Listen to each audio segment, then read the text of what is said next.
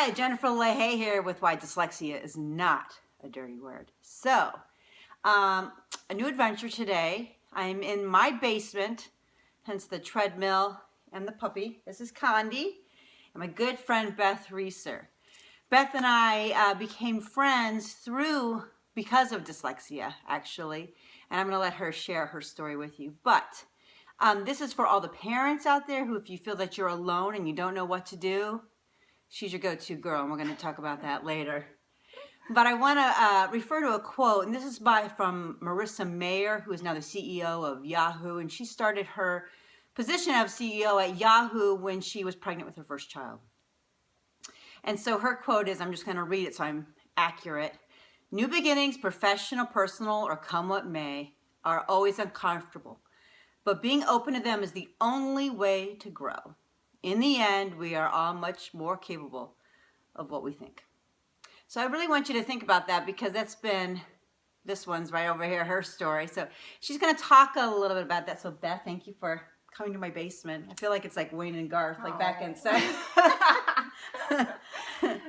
So Beth started her journey as a parent, a passionate parent for her child. Who is now, he's in 7th grade. So why don't you kind of get us started with what happened, what the beginnings of your journey? Well, in the beginning, we actually started seeing warning signs clear back before preschool even. One of the early warning signs of dyslexia, now that I know what I know, is that delayed speech. Our son had very delayed speech. He had speech services through the county from, I think maybe he was 2. From about 2 to 3 years old, he had speech services. And then once he turned 3, he no longer qualified through the county, and we had private speech services. And then he went off to preschool as well. So he had delayed speech. He also had a lot of ear infections. The doctor's office probably could attest to the fact that I think I was there probably just about every other week. He had a cold one week, and then 2 weeks later he'd have an ear infection. Is that year-round or winter? Oh, it was all the time. So we ended up getting tubes, and that seemed to help immensely. It really took away the ear infections, but he was still delayed in his speech. So our journey really, I guess, started with that. Preschool, he just kind of seemed to be very behind his peers. In what ways? He struggled with his speech, bottom line. And so, but we were so focused on trying to get him to talk more clearly and to get the speech rolling. I kind of neglected, the letters of the alphabet and the colors and the days of the week. So I knew that I was kind of, that he was behind on that as well. But he was also behind in his writing. I remember his preschool teachers dotting, his whole name, because he couldn't shorten it just to be his sweet little, nickname.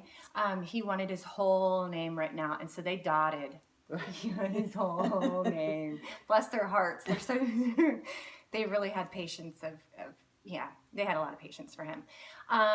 So, he went to kindergarten, and I remember as well that sight words were very difficult for him to keep a hold of. I remember I would go in once a week, and I would take a game of sight words and invite all of his class to the library before school started, and we would work on a game with sight words. And I remember seeing all of his friends just taking off with all these sight words, and I'm like, why are we not, what's going on here? So I took a lot of concerns to the school. His kindergarten teacher was fabulous, and she listened and she gave me feedback. And then we got involved in, testing through school by the end of kindergarten and the beginning of 1st grade year. I then took him to Akron Children's, and that is kind of where we ended up with the diagnosis. In the process of his whole evaluation, I remember somebody had sent me a checklist of, is your child dyslexic? And I remember going down the list, and it was like 19 out of 20 things. And I was like, I had no idea what dyslexia was really all about, and what all it entailed. So I guess that's kind of where my mission started. And they referred us to the Children's Dyslexia Center that was in Akron at the time, and I know now it's closed. by the 32nd degree Masons. So we started there, and he made some good gains with his tutor there. She was great, Miss Jennifer, and really enjoyed that. But it was a long haul for us to drive, 35, 40 minutes one way to get tutoring. During the school week. During the school week, you have to go after school. And we had a second child at that time too, and it was really difficult to try to do that. So, we worked with the school, and we requested some more training, and the schools were gracious enough to start training their teachers and learning more about it along with me on my journey. And I would take little things to the school and try to help them understand what we were doing, and they would help me understand what they were doing. So we really worked well as a team. So why do you think, I think this is a good point for parents and teachers to understand, why do you think that you had a good relationship with the schools? You said that we were a good team. Did you feel like it was adversarial, or how do you think that you communicate to school members so that there's a good relationship? It was not always good. When you're so passionate about your child and you want everybody to be passionate about your child, you realize that he's just one of many that may be struggling. So we kind of took the idea of, we wanted to make sure that we weren't just advocating for our child for more education and understanding, but we were advocating for a lot of kids in the school district or even in the county. So that's kind of where my professional journey kind of started as well, and how I started educating myself so that I could help the teachers understand where he was coming from, and they could understand where, and vice versa. I could see where they were coming from with what was happening in the classroom as well, because I'm not there during the day. So I really always tried to approach every meeting that we went to as a part of the team. And they needed to understand what I was going through at home just as much as I needed to understand what they were going through in the classroom. And I think that's really important, to make sure that parents understand that what you're seeing at home could be completely different from what they're seeing at school, and making sure that you keep those doors open for communication. I think that's a really good point, because I think it's important to be in contact, and you don't have to be, as I call it, a negative Nancy about it, but you just need to keep the teachers informed. When I was a classroom teacher, it was always surprising to me, the child that seems to be kind of hanging in there and doing all right is having meltdowns at home. So maybe I can do something to help his day out, do some changes or accommodations so there's not the meltdown at home, because man, I know when it happens, it's rough on the whole family. So let's have that communication. Yeah, and when I had that diagnosis too, I was excited to learn about it. And I don't know, maybe I'm crazy, and maybe these teachers will correct me someday, but I was excited to learn about it, and I was excited to share that information as well. I know that, they always did the best they could with what they had, and I tried to be as positive, and not always. Sometimes it didn't always work that way, and I know there's a lot of tears and a lot of anxieties with these meetings. But, we tried really hard to stay positive, and hopefully, his teachers would say that about me, and how maybe I helped them understand as well. So do you think, were you relieved when it had the name dyslexia? Like all these different characteristics that he had? It finally gave a name to what was going on. Yeah. So then and that was one thing as a therapist now, I always tell parents, they say, well, I don't want to label my child. But if you don't label them, I had another parent that said to me, if you don't label them, they may label themselves stupid. And we know as therapists that dyslexia does not equal stupid. These kids are average to above average IQs. I mean, you can be gifted and dyslexic. And I think that's a main point that I want to make, and I make in every presentation that I ever do, is that these kids are smart, but they just don't learn in the same way. They're wired differently. And that's okay. A different brain, not a bad brain, a different brain. And I think that they have such great skills that typical brains don't have, Yes. It's completely, totally true. So, speaking from a typical brain, there's some skills that I just don't have. I wish I had. But everybody thinks differently, and I think that's important to note, to focus on their strengths. So let me ask you this. So she might not like this word, but I'm going to use this word with her. She is an activist. Oh, boy. She's like I told you. And that sometimes can have some bad connotations. You know, it depends on. But Beth is from a smaller town originally, and there was not a lot of dyslexia knowledge. It's not a knock on the town. It's just it's where she's at or where she was at, and she was a tornado of activity. I got to warn you. Sorry. She was all don't ever apologize for it. There's a lot of families that are thankful for it. But so there's a lot of parents out there. There might be a lot of moms and dads out there right now that are thinking like, I don't even know where to begin. What do I do? Who do I reach out to? And she gets to the bottom of it.